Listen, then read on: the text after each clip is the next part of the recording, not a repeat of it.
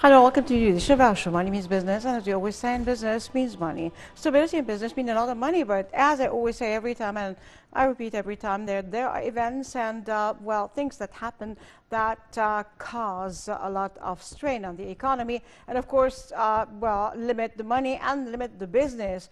What happened with the COVID-19 and its variations, and then we have right now the war between Russia and Ukraine, and so on and so forth. Talking about the monkeypox, we don't know, how far it will go, and then again the strain of the COVID-19 with new variables and variations that is affecting other people and causing a lot of trouble here and there, and things are like that, affecting actually the economies of the world, but to different degrees, definitely. Egypt has been working very hard to realize a certain growth rate and, of course, non-stop, even during the COVID-19, curfew and so on and so forth, and the very hard times. Work hasn't stopped. It's going round the clock. Before going and delving and talking about the effects of the Russia war, the COVID-19, and all that affecting the economies globally, affecting people globally in the Middle East and us, specifically in the Arab world and us, we'll go for a short break with a report, after which we'll be coming back, starting our talk. Stay tuned to us. Don't go away.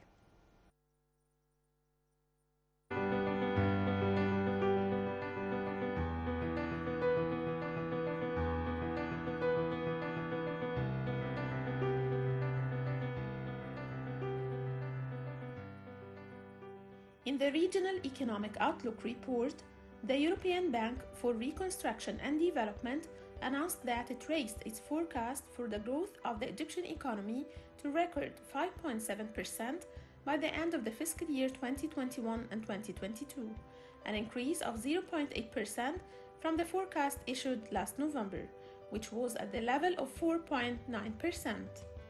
In its report during the 2022 annual meetings held in the Kingdom of Morocco, the bank expected a recovery in the growth of the Egyptian economy in the fiscal year due to the end of next June, despite the global repercussions on the prices of wheat, food products, and oil due to the Russian-Ukrainian crisis. The bank also stressed that the demand for Egyptian gas exports and the rise in international prices would enhance maintaining economic growth rates in the medium term. The report indicated that the continuous economic reforms implemented by the state will also contribute to maintaining economic growth rates. The European Bank for Reconstruction and Development expects global challenges to push the Egyptian economy to achieve growth rates of 5% during the next fiscal year. The report indicated that the growth rate of the Egyptian economy will decline to 3.1% during 2022 before rising to the level of 6% in 2023. This comes as a continuation of the positive international testimonies about the Egyptian economy, which expected the continuation of positive growth despite global challenges, and the credit rating institutions Fitch, Standard & Poor's to affirm Egypt's credit rating with a stable outlook. Last November, the bank expected that the Egyptian economy would lead the recovery in the southern and eastern Mediterranean region, driven by the strong economic activity in Egypt, especially in the second quarter of 2021. The bank's expectations at that time were that Egyptian economy would grow by 4.9% during 2021 and 2022 fiscal year, driven by the development and boom in the telecommunications sector. While the Ministry of International Cooperation, commenting on the report, confirmed that it is a strong testimony to the economic and structural reforms that the government has been implementing over the past years and their positive impact on achieving comprehensive and sustainable economic growth and maintaining it despite the global challenges that began with the corona pandemic and then facing the resulting global challenges. On the Russian-Ukrainian war, the bank's forecast also reflects international confidence in the Egyptian economy. The Ministry of International Cooperation stated that the government is working at the same time to take measures that enable it to achieve sustainable and green economic growth. In addition to the economic and structural reform measures, Egypt is developing a clear strategy for the transition towards a green economy and combating climate change through the formation of a Supreme Council for Climate Change headed by the Prime Minister. As Egypt seeks to host the United Nations Climate Change Conference COP27, it is working to strengthen its regional leadership in this field and to lead the continent of Africa and the region to enhance commitment to reducing harmful emissions, as it implements major projects consistent with the goals of climate action, such as the Benban solar energy project and wind energy projects in many regions in Egypt.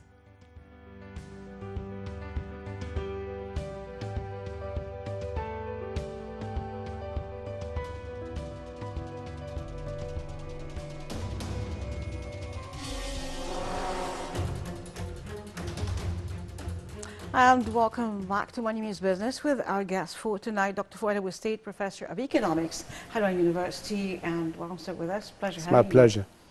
Well, sir, there's a lot to talk about. Starting with, well, definitely everybody is asking, well, some uninformed people, or just as it with ignorance, or they just cannot think, how come globally some problems happening, or well, a strain of like COVID-19, or well, the Russia-Ukrainian war would affect our own economy or other economies, definitely generally, before delving to our economy. So they do not understand that. Anyway, talking about global effects, that say, starting with the COVID-19, from it we didn't take, some kind of like respite, and then we have the war on Ukraine, and we are facing other hardships. How do you see that?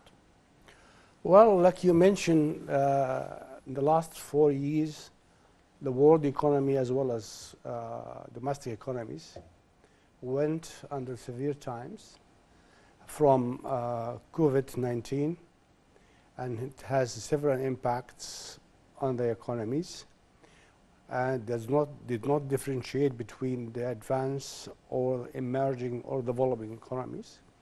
All suffered extensively from the severe impact.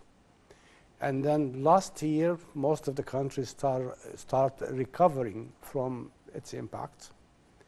We don't have enough time, and then we faced with the Russian-Ukraine war, which imposed more constraints and devastating impact on the whole global economies as well as domestic. And also the developing countries suffer a lot. Both two events put more pressures on developing, advanced, as well as the poor countries. The impact of the Russian-Ukraine war has also led to several worse impact or effect, if you wish, like soaring the energy prices, hiking inflation, affecting the supply chain of most of the commodities, among other issues. All of these events has affected broadly the countries, and also has several impacts, particularly on poor. One of the major impacts of this war, that the military spending has increased rapidly, and most of United States, Europe supported the Ukraine and spent a lot of money in military equipments. This also put more impact on their own budgets. On the other hand, Russia also suffered from the boycotts by the European as well as Americans, and suffer a lot of economic impacts. Having said all of that, then the picture is so gloomy. If you look at it, and then you try to figure out who is the winner and who is the loser. Actually, most of the country are the losers. Definitely. And you don't find somebody is gaining from this war. but the impact on the poor is more severe. Yeah.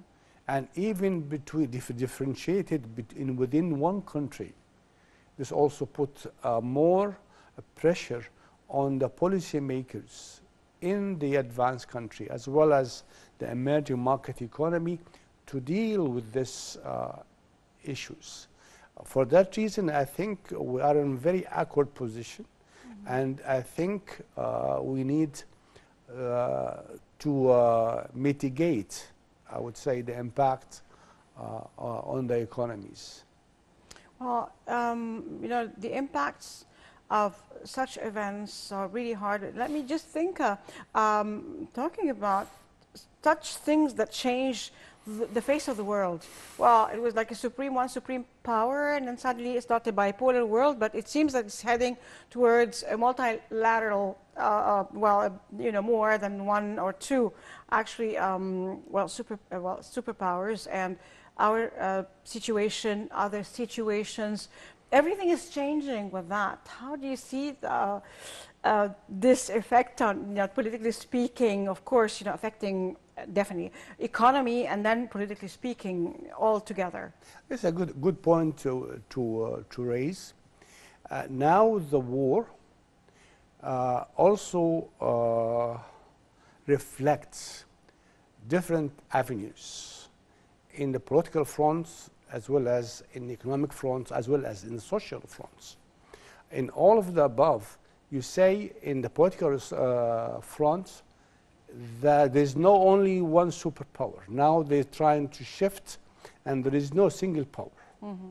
And now there's a power like Putin had mentioned, it's over and over again, and also that China, as well as other emerging markets, trying to reduce the proverb of only one single power. Yeah. Here, this is the issue. And then one of the main reasons that helping this is the shifting from the dominant of the dollar in the trade to other currencies. How would that affect, you know, thinking of how would that affect well, the global economy shifting from one, you know, the very important, you know, the petrodollar that is, you know, like that lost a lot of lives in order to keep it.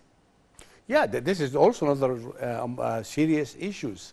I mean, till now, the dollar is dominant, yeah, but there is a small shifting. So the ruble, or the Chinese currencies, among others, yeah, and also the Europe now trying to take advantage of this and trying to reduce the impact of the dollar dominance and shift to other currencies. Here is the debate. Also, this is raised the important issues. We have been talking about globalization for a long time. Definitely. And we stress the merits and importance. Now we change to regionalization. Mm-hmm. This became to shifting to regions. Yeah, exactly. European now and US now taking a side and support the Ukraine. Other countries like China even is not clear on the scene, is helping the Russians. And also the BRICS lately, mm-hmm, trying to take a part of the whole picture. Then here we are changing to the regionalization against the globalization. Here is the issues. I mean, this war spilled out, yeah, a lot of hidden issues that people was talking beyond the scene, but now it's split it's all over put into place to one place, yeah, and now everybody has been talking about it. Yeah. And also, to be honest with you, the leadership of United States is not as strong as it's used to. Yeah. On the other hand, and also European is just being very supported to Ukraine. And now at the beginning, And now the strength of the support is being declining, or is being reduced, or even being mitigated. Yeah. And then there is also, I say that let's solve it. Let's go and try to compromise. Well, there are interests, but then if you cannot beat them, Yeah. then join them. You know, Yeah, exactly. The game of politics. Exactly. This is the game of the politics, and then the political issues now it's been accepted just for compromise. And now the Prime Minister of UK mentioned clearly that Ukraine has to compromise and leave some part of the country to the Russian and then solve the problems. Because for a long time that Europe depend mainly on the supply of gas and oil, among others. Yeah. And also another important issues. The continuation of this war has a severe impact on the supply of commodities. Of course. And this put the whole world in a problem, trying to solve it. I mean, to put it simply, for the people who are not specialized in economics or politics, they are suffering. I mean, let's face it. I mean, all the prices of all commodities, and here most of the government. Even the availability of the products are not, like in France, they're telling me they cannot find the oil and other products. It's like, you're, at the end, you're going to get one bottle, for example. You're going to be limited to certain number of items. Yeah, because of supply. You have supply problem, supply chain problem, and you don't have enough of the commodities. Yeah. This all puts, and also the imbalances between supply and demand put more pressure. Another issues being reflected that the elevated inflation, or to put it simply, the increase in the prices of goods and services put more pressure on people. And then the central banks of most of the developed countries have to take steps and then trying to fight the inflation by hiking the interest rates and trying to maintain. Also, the United States Central Bank, the Federal Reserve, also increased last week's increased the interest rate by 75 points. Yeah. This leads to, like I would say, dogfights in the foreign currencies. And then here all of the currencies or the hot money now diverted from the emerging markets to the United States. Putting more pressure on the financial markets of most of the developing countries, as well as Egypt as well. Definitely. Well, in times like that, and like the COVID-19, of course, I'd say like lights that comes, in the tunnel. We don't see the end yet, with all these events happening. But then we're working on reaching the light. Thing is, we have, during the COVID-19, we exported some produce. We took, more places, things that we were not doing, we were doing.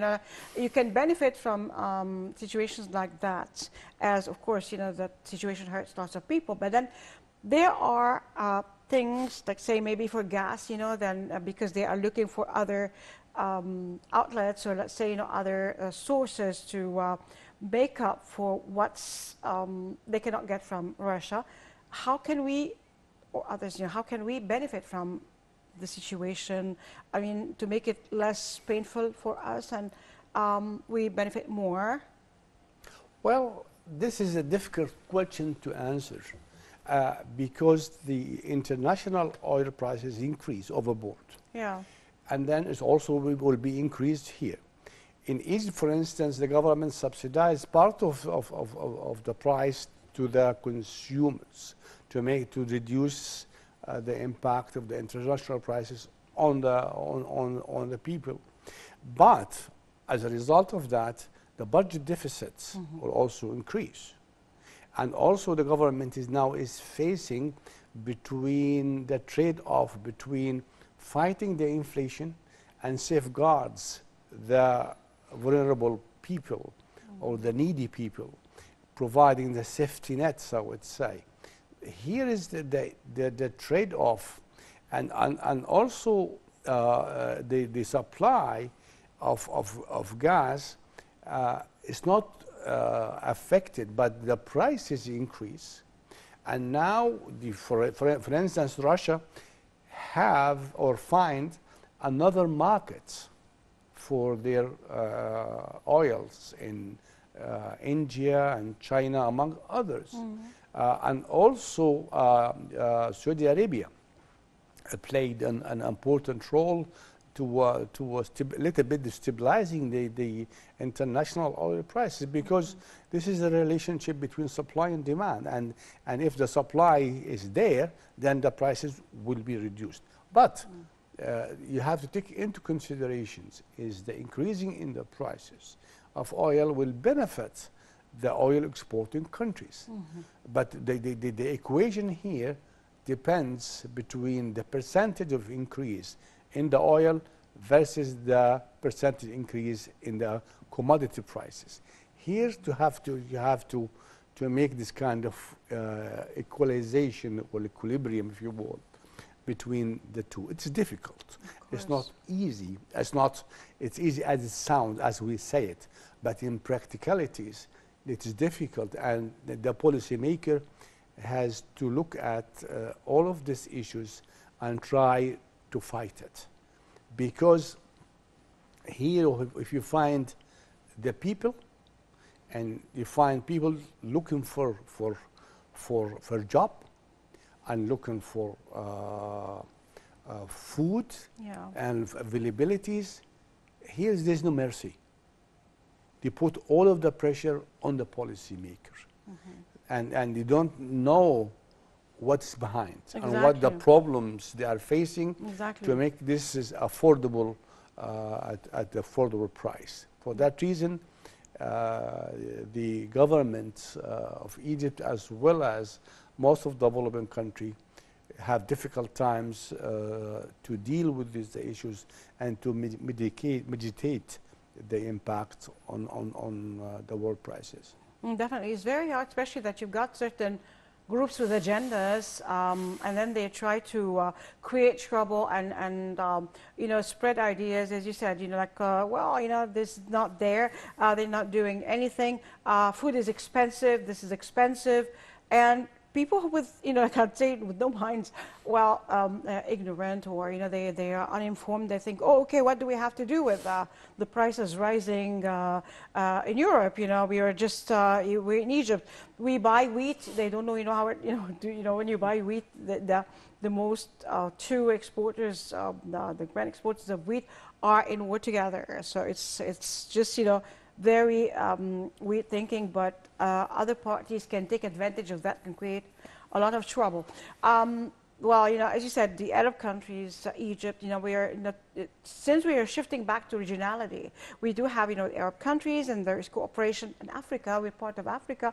Egypt has this place that is the gateway to Africa, and of course the Arab countries, we are partly Arab and African also. So how can we make the best out of that, and what's happening right now is coordination and cooperation with other Arab countries? Well, this is also important because the global impact does not differentiate between countries, but their impact depends on the availability of resources in the country, and also the reaction of the policymaker to deal with the problem. Egypt has been successfully dealt with the problem of COVID-19, and the economy starts recovering, and then the economy starts creating more jobs, and then they're building the infrastructure, and the economy starts growing. And then suddenly you have an external influence that you don't have any influence on it, and hit. And when it hits, it does not hit only Egypt, but hits everybody else. Of course. In this regard, Egypt tried to help herself at the beginning, and also try to help the African country as much as it can, but within a limit. Here, the cooperation between the countries is very important and essential. And also, this is proven that cooperation and create regional cooperation between the country is being worthwhile to look at it by the countries. Mm-hmm. Look, for example, at the relationship between Egypt and other Arab countries like Saudi Arabia, like United Arab Emirates, and also Kuwait and Qatar, among others. Here trying to, and also Jordan, Iraq as well, they are trying to create kind of Arab cooperation. Mm-hmm. In this regards, the cooperation in this within this country can also mitigate the impacts, and also it provides a plan for the future cooperation. Mm-hmm. Look at, for instance, at the meeting with the BRICS, for instance. And look what they say. They say, yes, we need to take a part of this, to take an action of this, because they are economically strong. If they are not economically strong, they will not have a say. For that reason, Egypt is playing a vital role in helping Africa and helping also and cooperating with other Arab countries.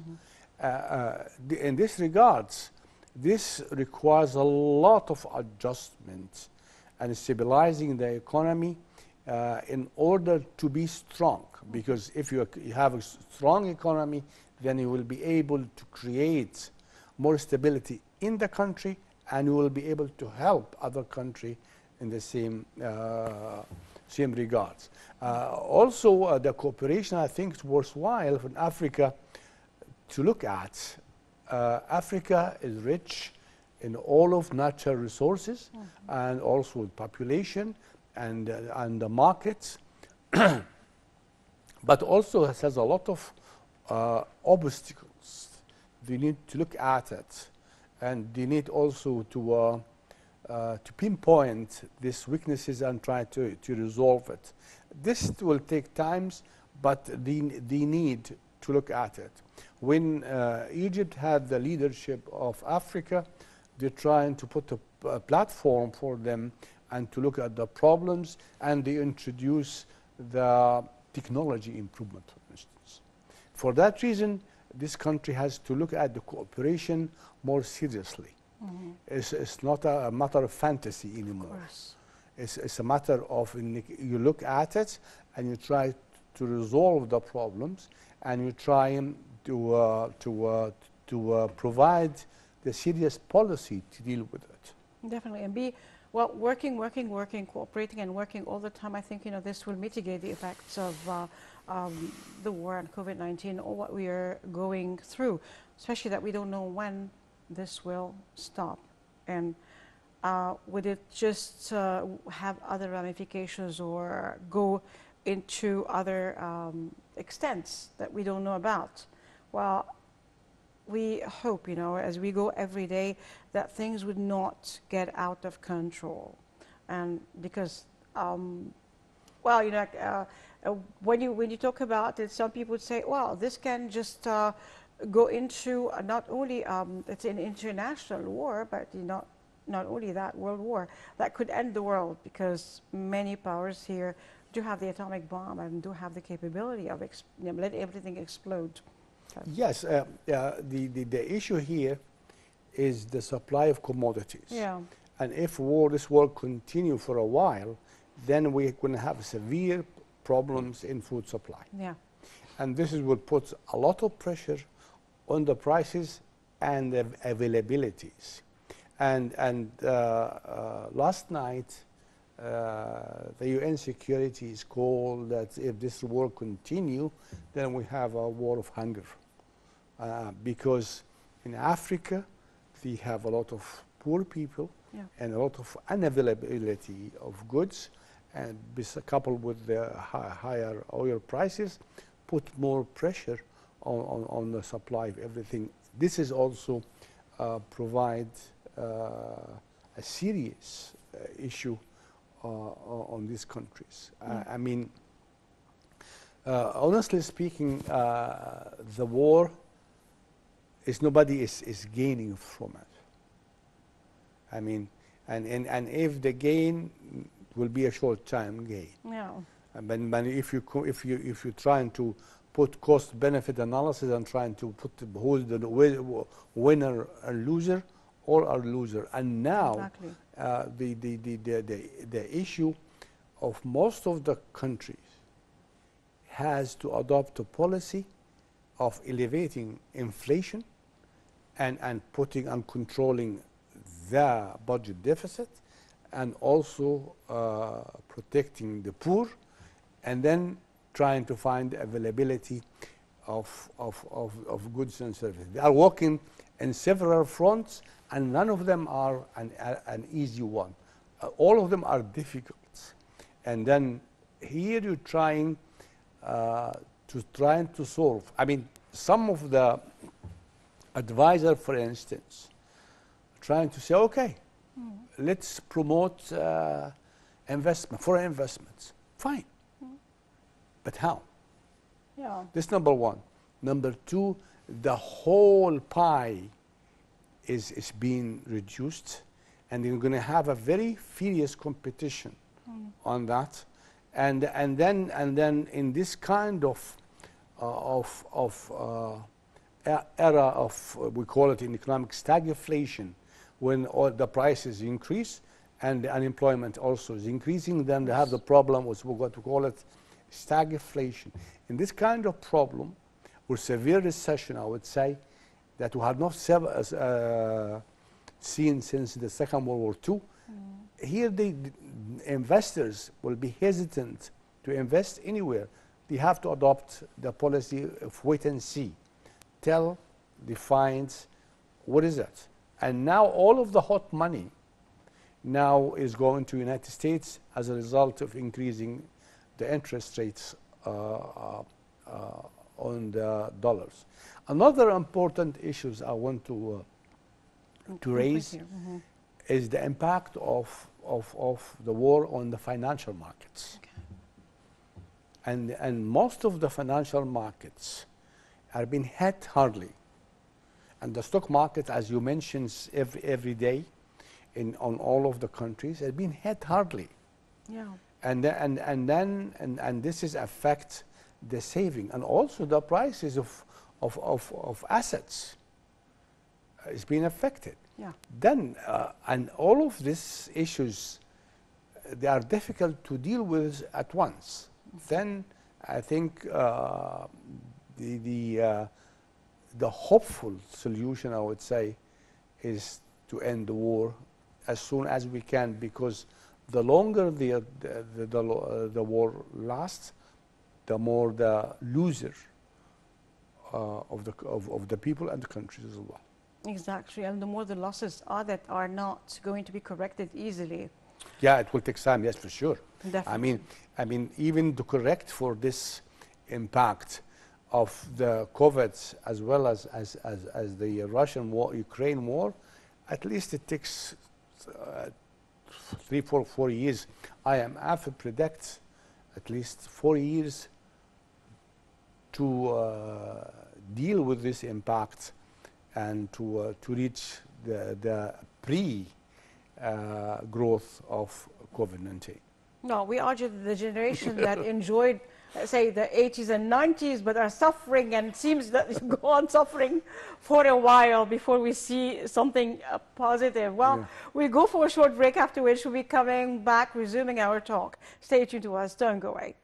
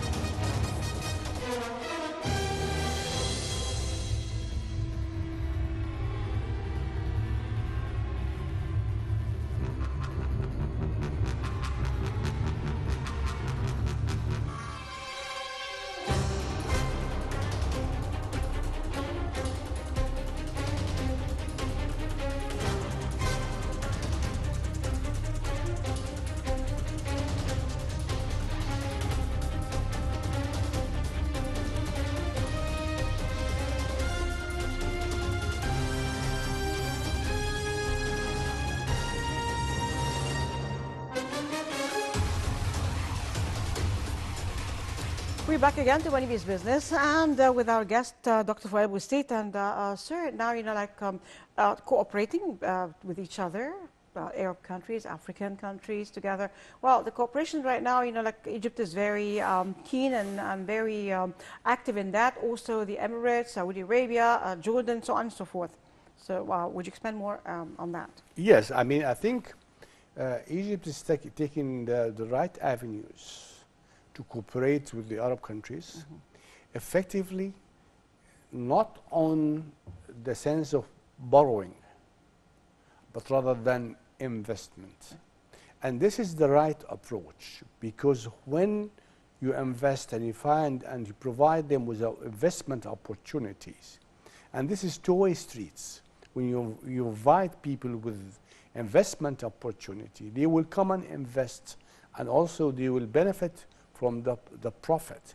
Here's the real integration between the countries. And the Arabs, Egypt, led by Egypt, should be taking an active role in this front. Egypt our president met with Prince Mohammed, Prince of Saudi Arabia. Yeah.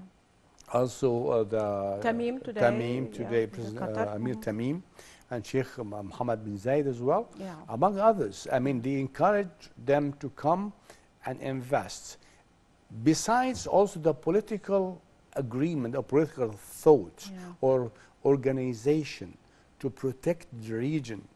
And here I heard King Abdullah of Jordan saying that why don't create Arab NATOs? Yeah. I think it's worthwhile. I think it's about time that we taking an active role in the world economies.